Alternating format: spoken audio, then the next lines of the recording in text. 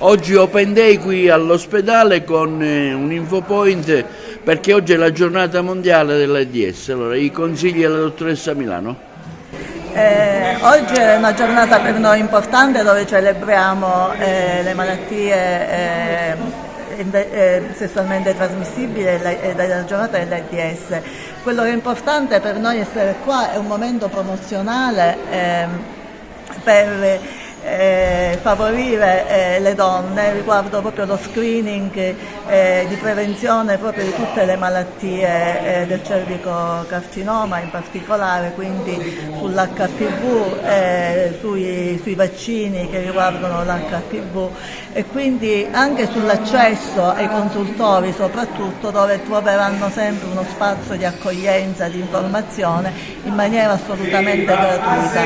La cosa importante è che aderire, no, allo screening per noi è una cosa fondamentale, in quanto chiunque malaguratamente dovesse essere positivo entra in un percorso privilegiato e ovviamente gratuito per tutti quelli che poi saranno gli ulteriori accertamenti.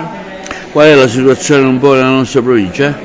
Allora, la nostra provincia ha un'adesione relativamente bassa purtroppo riguardo lo screening, nel senso che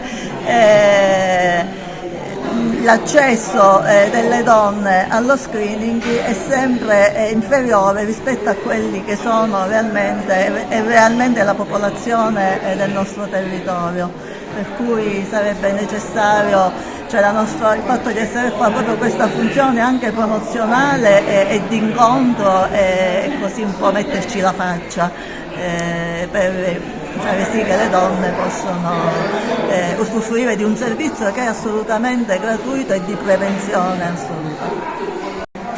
Rispetto alle malattie sessualmente trasmesse dobbiamo dire che mentre in passato per le malattie sessualmente trasmissibili si moriva, con il progresso della medicina la prevenzione e la diagnosi precoce sono, diciamo, degli interventi e le strategie per curare e riabilitare le persone. Purtroppo per le malattie sessualmente trasmissibili molto spesso c'è lo stigma sociale e quindi è difficile che le persone vadano ai servizi per poter fare attività di prevenzione e anche di diagnosi.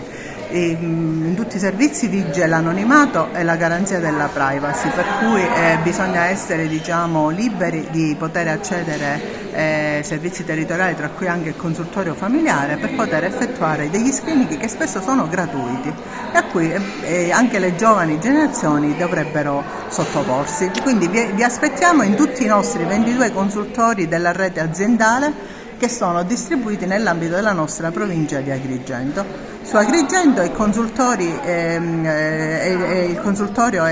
al Viale della Vittoria 321 ed è operativo tutti i giorni della settimana e anche nei giorni di martedì e giovedì nei pomeriggi.